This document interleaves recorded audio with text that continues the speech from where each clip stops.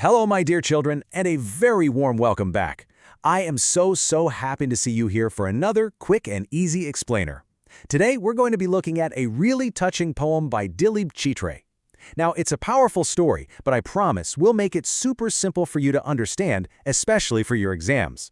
Before we start, if you haven't already, please hit that subscribe button, and you know I love reading your thoughts in the comments below. Okay, you ready? Let's dive in.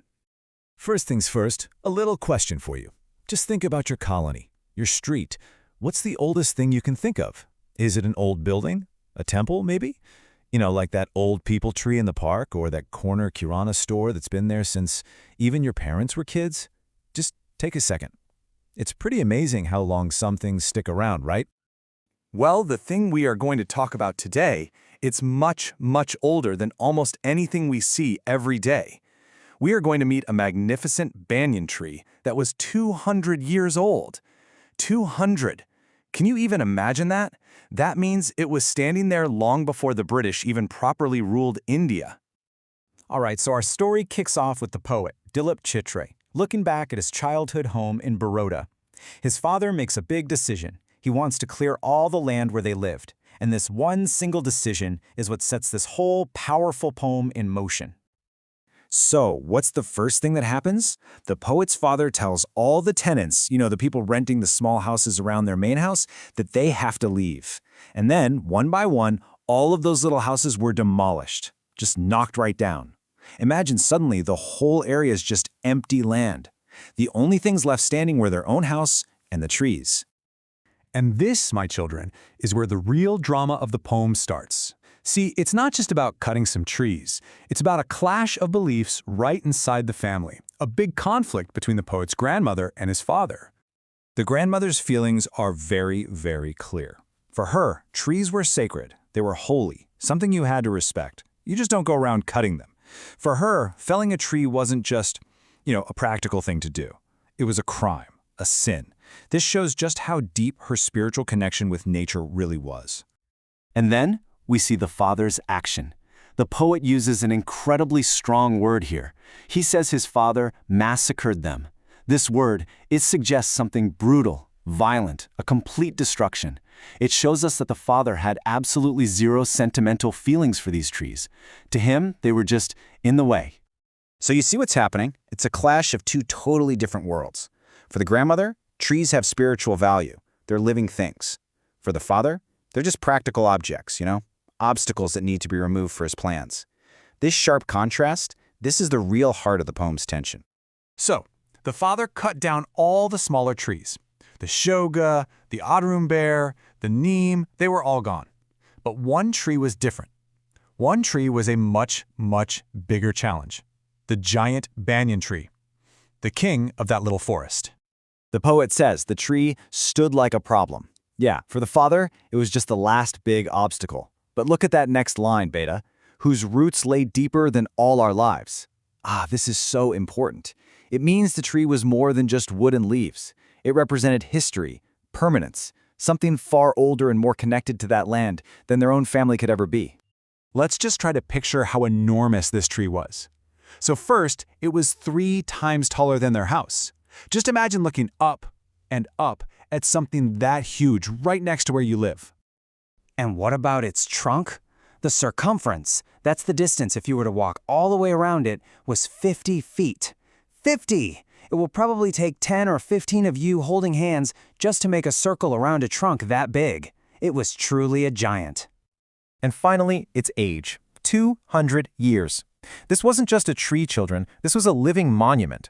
It had witnessed 2 whole centuries of history pass by. So the main point is, destroying this tree, it was like erasing a piece of history itself. So how in the world do you even begin to take down a giant like this? Well, the poem describes it not just as felling, but as a methodical, brutal slaughter. It was a massive, difficult job.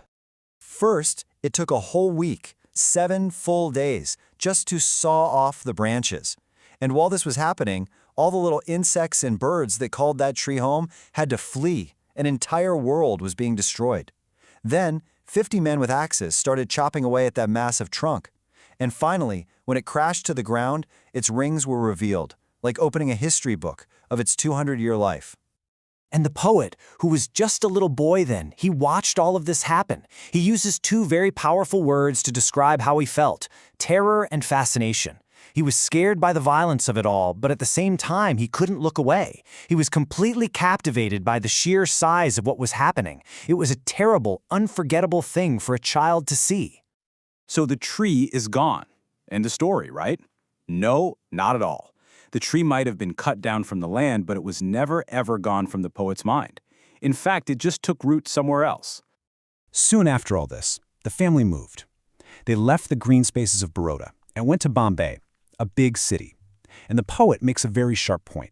He moved to a place where there are no trees. This really highlights the huge loss he felt.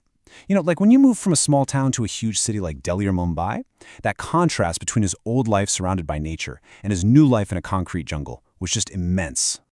And this ending, wow, it's so powerful. The only tree left in his life is the one that lives in his memory, in his dreams. But notice, it's not a peaceful, happy memory. The tree grows and seethes. It's alive, it's angry, it's restless. Its roots are still trying to find the ground again, which really shows that this memory, maybe a feeling of guilt, is still haunting him all those years later. Okay, my dear children, I really hope the poem is clear now.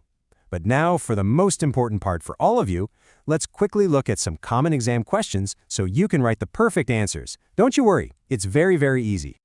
Okay, this is a very popular question. The examiner basically wants to know what kind of person the father was, based on the clues and the words used in the poem. So the most important thing is to use evidence from the text. You can write that his actions, like telling the tenants to leave and ordering the trees to be massacred, show he was a very practical and unsentimental man. He was determined, and he saw the trees not as living things with a history, but just as objects in the way of his plans. Simple, right? Ah, another excellent and very important question. This one is all about the feeling at the very end of the poem. Why didn't he just say, "the tree in my dreams"? Why use those specific words, grows and seethes? Okay, here's how you can break it down for a perfect answer. Grows tells us the memory isn't fading away, it's still alive and active in his mind.